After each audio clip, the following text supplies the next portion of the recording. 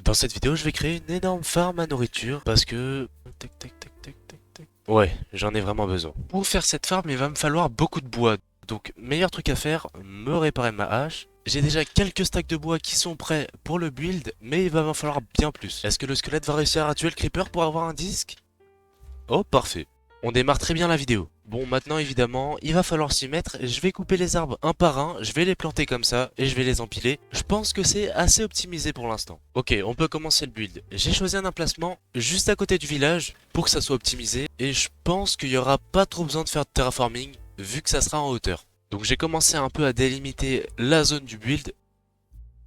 J'ai envie que le build soit assez gros pour qu'on puisse mettre pas mal de champs et pas mal d'animaux. Et pour ça, j'ai pas fait les choses à moitié. Ouais, 4 chunks x 4 chunks, c'est pas rien. Avec ça, on va avoir de quoi faire beaucoup de choses. Bon, il y a le centre qui servira à récolter les ressources, mais ça, on verra plus tard.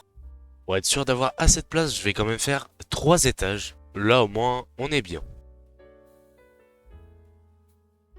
Par contre, je sais pas pourquoi, mais tout le long, j'ai croisé des patrouilles de pillards qui venaient visiter le build. Les refs, ils ont cru que c'était un chantier public.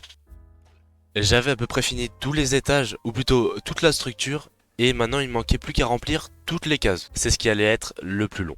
Je me demande si je préférerais pas vivre dans le Nether pendant 30 jours, mais IRL. Ah non, en fait non, il y a pas d'eau. Je serais obligé de boire du pipi de gaz. Qu'est-ce que je raconte en fait? Juste là, avant de m'en rendre compte, j'étais pas si déprimé que ça. Je vous mets juste un extrait de là où j'essayais d'expliquer, mais pas en voix off. Bref, pour reprendre, j'ai envie que chaque étage représente un type de culture, mais il y aura des cultures qui auront plusieurs étages. Par exemple, le blé, les carottes, on en a bien besoin, donc il y aura plusieurs étages. Mais attention, au premier étage, ça sera plus les farms de base, les farms sans automatisme, donc les champs normaux. Deuxième étage, sûrement les farms semi-automatiques. Ah, il y a de l'orage. Mec, j'étais tellement calme quand j'étais dans la vidéo. Il est pas un peu ennuyeux ce mec? Ou alors ma voix off serait pas un petit peu trop énergétique? Et au troisième étage, peut-être les farms automatiques, mais oula oula oula oula oula oula. Bon, assez raconté ma vie, il faudrait peut-être avancer sur le build. Après ça, j'ai commencé à embellir le bas en mettant de la pierre pour que ça soit pas non plus juste des piliers en bois. Et évidemment, même pour la suite, il me fallait encore de la pierre et je préférais y faire cuire pour que ça soit de la stone, c'est quand même plus beau.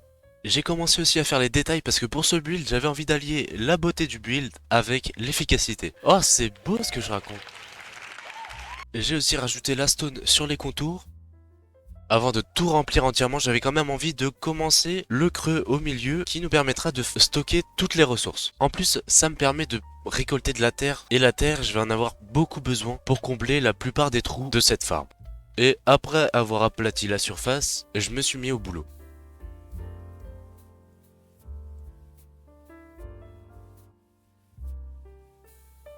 J'ai même été obligé de rechercher du bois vu que j'en avais plus.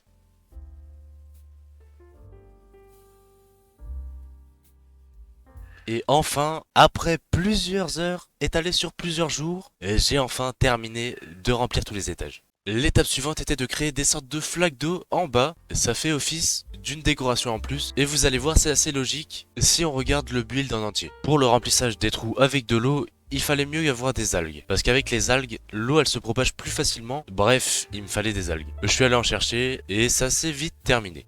D'ailleurs au passage j'ai trouvé plein de marguerites et si vous le savez pas, c'est ma source de régénération pour faire des soupes suspectes qui sont d'ailleurs très appétissantes. Non, dès que je peux j'essaierai d'avoir des potions. Donc j'ai pris quelques algues et après je suis rentré.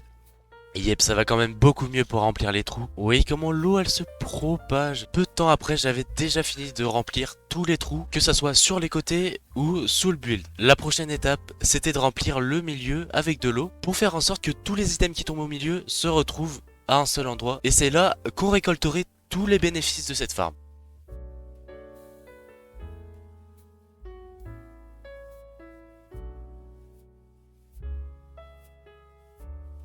Bon, ça a été un peu plus long que prévu vu que j'ai eu quelques soucis avec l'eau. En fait, l'eau, elle se mettait à devenir une source d'eau infinie, donc ça coulait plus et j'ai dû régler plusieurs fois ce problème. Après ça, ça devenait intéressant, en tout cas pour moi, parce que j'allais enfin pouvoir commencer à remplir ces cases. Donc j'allais commencer par le bas, logique, ce qui est plus facile, et j'allais commencer par les champs basiques. Donc là, j'allais faire le premier champ de betterave. J'ai commencé à planter les quelques graines que j'avais et grâce à la poudre d'os, j'ai pu en avoir plus au fur et à mesure que je plantais. Ainsi que grâce à ma pioche fortune, je récoltais plus de graines et ça c'est plutôt cool. Eh, il reste encore 25. Oh, il y a moyen, ça use pas la durabilité. Oh, ça c'est parfait en vrai. Pour les champs de betterave, j'ai décoré assez simplement avec des tonneaux, un composteur et même une petite brouette au milieu. J'ai même utilisé un des blocs les plus inutiles du jeu, je trouve que ça fait un petit style. Je trouve que les blocs de musique font aussi assez stockage un petit peu. Le deuxième champ c'était les champs automatiques de blé, enfin automatiques, semi-automatiques. Pour ça je devais faire en sorte que l'eau s'arrête pile à l'endroit où c'est le bord du trou. Ok. Pour la source d'eau, j'avais pas envie d'utiliser des pistons parce que ça prend un de fer à chaque piston, ça aurait été trop coûteux. J'avais pas non plus envie d'utiliser des distributeurs avec des seaux, ça m'aurait coûté 3 de fer pour chaque, ça aurait été bien trop coûteux. Donc pour ça, il fallait que je vois si c'était possible de le faire avec des trappes. On va voir... Ouais, en effet, ça marche. J'ai donc pu continuer le design de la farm en plaçant des trappes.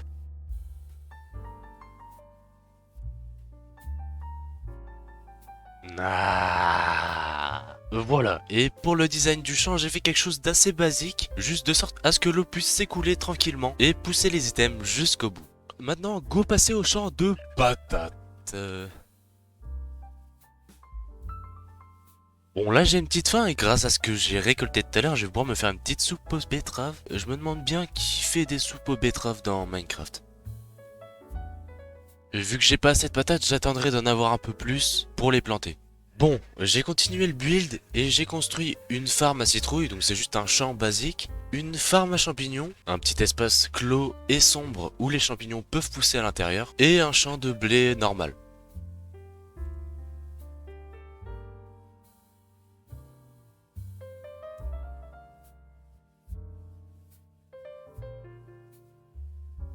Ensuite, il me fallait encore du bois pour faire des barrières pour pouvoir enfermer les animaux. Parce que oui, il n'y a pas que des champs dans cette farm, il y a aussi des animaux. Donc, j'avais un peu la flemme d'aller à la forêt pour l'instant. J'ai un petit peu détruit le village. Mais bon, pour ma défense, je fais ça pour leur bien finalement. Je vais pas juste détruire le village pour pouvoir m'enrichir et avoir de la nourriture pour moi. Bah, après ça, j'ai pu amener des poulettos. Par contre, eux, ça les empêche pas de passer. Donc je vais plutôt les mettre dans un petit enclos en attendant. Ensuite, j'ai aussi amené des petits cochons. Voilà, j'ai juste renforcé la barricade pour qu'ils puissent pas passer parce qu'ils pouvaient passer sous un bloc. La prochaine étape, c'est d'amener 2 chevaux. Donc j'ai été prendre la selle que j'avais pour les faire monter. Oui, pour pouvoir les faire se reproduire par la suite, mais qu'on en ait au moins 2 de chaque espèce. Hop, oh. Merci, merci. Ensuite, j'ai essayé d'avoir d'autres chevaux et... Bah, il a gobé tout mon blé. En fait, c'était pas avec ça. J'aurais peut-être dû me renseigner plus tôt. Petit à petit, la farm commençait à prendre forme. J'ai construit d'autres champs comme des champs automatiques de patates et de blé, un nouveau champ de patates et la canne à sucre. Ouais, il commence à y avoir pas mal de trucs, mais il reste quand même beaucoup de cases à remplir. J'ai souhaité la bienvenue aux moutons et aux vaches. L'étape suivante, c'était d'aller chercher des abeilles, parce que les abeilles, c'est quand même cool. Et il en fallait dans ma farm pour pouvoir déjà booster les récoltes et mettre une ambiance assez chaleureuse, ça c'est quand même important. Pour ça, j'ai ma hache touchée de soie en or et je vais pouvoir aller chercher les ruches. Normalement, il y en a une pas loin de la base et il y en a dans la forêt aussi.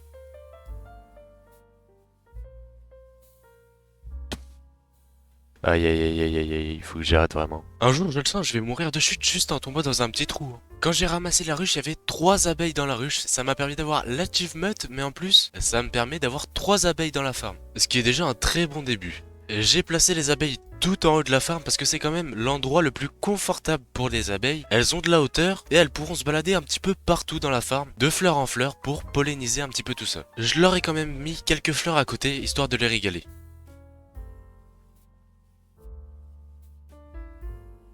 Ensuite, je vais aller me refaire quelques champignons parce que j'avais bien besoin de régène. Je me suis fait des fioles et un feu de camp pour pouvoir ramasser le miel sans me faire attaquer. Je sais pas trop ce qu'on peut faire avec le miel pour l'instant. Maintenant que j'avais les abeilles, il me fallait les loups.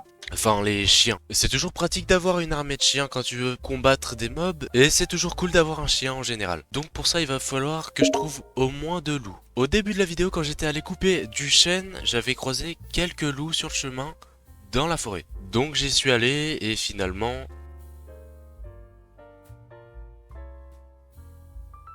Et bah j'ai rien trouvé. À ce stade-là, j'avais à peu près fini de remplir tout ce dont j'avais besoin. Comme vous pouvez voir, il reste des chunks vides. Il y en a que je vais remplir un peu plus tard et il y en a, je sais vraiment pas quoi mettre. Si vous avez des idées, dites-le moi en commentaire, je mettrai vos idées dans les chunks avec vos pseudos. Bon, pour la suite, il me fallait des patterns, parce que de dehors, c'est bien moche. Il va falloir remplir ça avec tout type de murs. Donc je vais faire des grillages, des croix, un petit peu des patterns différents pour chaque truc, et bien sûr un maximum de feuilles pour cacher les petits défauts. Bref, commençons avec le premier pattern, un pattern qui reste le plus simple je pense. Ok, ça c'est le pattern le plus simple. Pour le pattern suivant, il me faut du sable et du charbon pour pouvoir créer des vitres. Je vais être obligé d'utiliser un petit peu plus ma pioche. Bon, j'ai failli à pas qu'elle se casse non plus. Et voilà, quelques bouts de charbon. J'ai fait cuire tout ça et j'ai commencé à créer le pattern pour l'enclos des chevaux. J'avais envie de leur laisser une belle vue du village, mais avec de l'autre côté une baie vitrée pour pouvoir voir les items tomber dans le trou. Ça leur fait une belle vie. Je leur ai fait des vitres colorées pour créer un peu de variété. Non, non, non, non, non, non, non, saute pas, saute pas, saute pas, saute pas, saute pas, saute pas, saute pas, stop pas. Pour l'instant, on les met là parce que c'est des fous. Pour la suite, j'ai mis tous les types de patterns qui pouvaient être incrustés dans la farm. Le pattern avec des barrières qui fait office de fermeture pour les champs. Le seul problème, c'est qu'il est assez coûteux. Le pattern le plus simple, le pattern de la croix, vous le connaissez. Celui avec du bois et des vitres, avec de l'autre côté une baie vitrée, un pattern végétal avec des feuilles et de la terre, un pattern de stockage avec plein de bazar et quelques autres variantes. L'étape suivante, c'était l'éclairage. Avec une taille de structure pareille, il me fallait beaucoup de glowstone parce que je voulais faire un éclairage aux lampes redstone. Vu comment c'est grand, il fallait mieux que j'ai un Fortune 3 ou au moins un Fortune 2, sauf que ma pioche était un peu fatiguée. Donc je me suis fait une pioche en fer et je suis parti aller chercher tout ça. Oh là là là là. Oh mais il y en a juste là. Oh mais il est énorme aussi ce paquet. Bah vas-y go.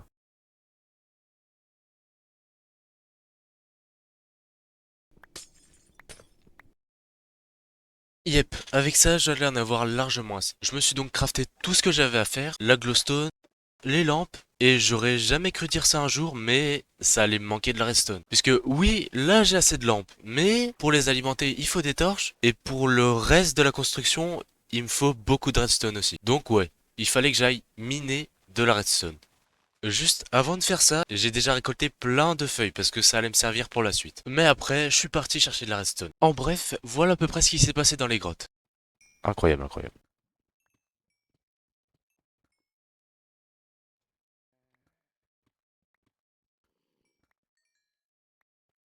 Oh, mais... Deuxième gapple. Oh, pastèque. Incroyable. Oh, oh la dinguerie. Oh, oh, oh, oh, oh, oh, oh, par contre, par contre, par contre. Parce que deux name type puff. Pas mal. Oh là là. Oh là là là là. Qu'est-ce que c'est que cet endroit? Oh, un disque. Mais j'ai pas la place pour le prendre. Malheureusement. Oh, waouh, waouh, waouh, waouh, waouh. Moi, ma touche, j'ai appuyé dessus, mais... En vrai, je suis obligé de prendre les boules de slime parce que ça peut toujours devenir utile. Ah! Après ça, j'ai posé tout ce que j'avais trouvé, j'ai directement complété le build avec toutes les feuilles que j'avais trouvées, et je suis d'ailleurs re-allé en chercher, j'ai usé au moins 3 paires de cisailles, et je commençais à placer les petits champs au-dessus pour faire un petit peu plus de détails sur le toit. D'ailleurs pour ça il me fallait plus de terre, donc je me suis fait une pelle en diams et je l'ai enchantée. Un vrai délice. Après ça, j'ai construit la plateforme où il y allait avoir la source de redstone et j'ai commencé à opérer. Le but c'est d'avoir un levier où quand je l'active, il y a tous les champs qui s'activent en même temps, tous les items tombent au milieu et en même temps il y aurait des coulées d'eau sur les côtés. Bref, j'ai dû relier tous les champs avec de la redstone et malheureusement il m'en manquait encore. Donc je suis reparti en chercher. D'ailleurs grâce à ça, j'ai trouvé quelques diamants en plus. Comme quoi, il n'y a pas que des côtés négatifs. Oh non. Il est sérieux lui? Oh oh oh oh oh oh. Non, non, non, non, non, non, non, non. Ok, je vais me mettre dans l'eau, je vais me mettre dans l'eau, je vais me mettre dans l'eau.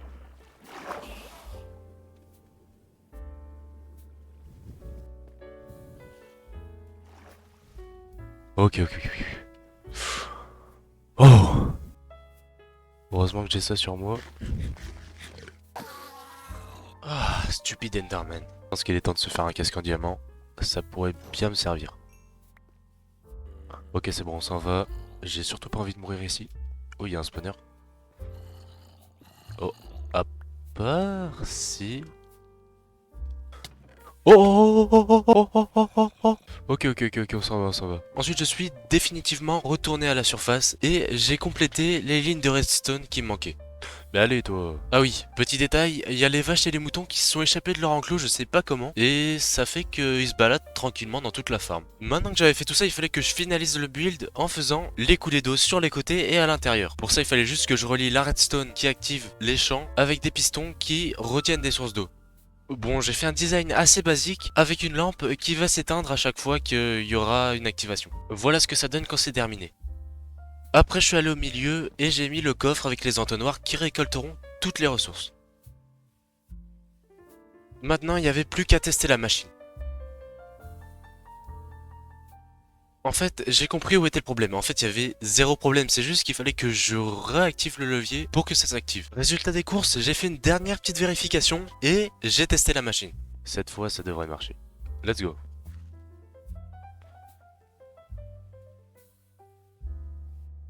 Le système fonctionnait. Il fallait juste que je rajoute quelques tout petits détails et que je règle les derniers problèmes, notamment le milieu que je vais modifier sinon il y aura trop de pertes. Et après, on passe à la salle des coffres. Bref, j'ai replanté les champs, j'ai ajouté de la décoration sur le toit.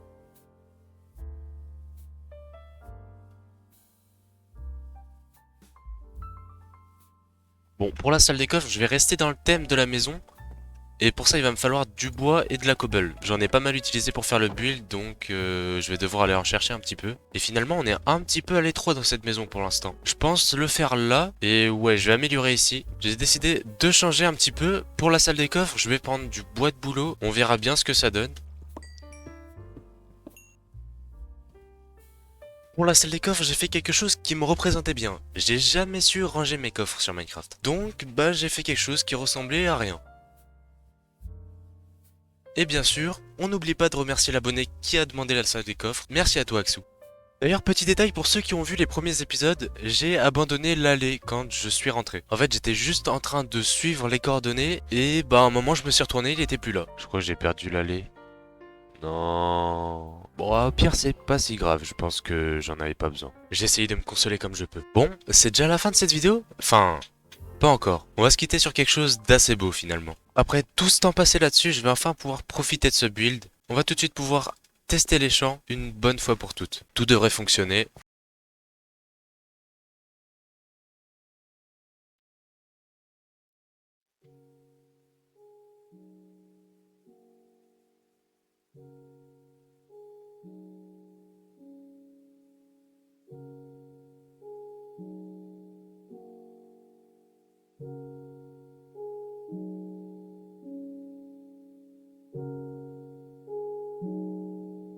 C'est parti.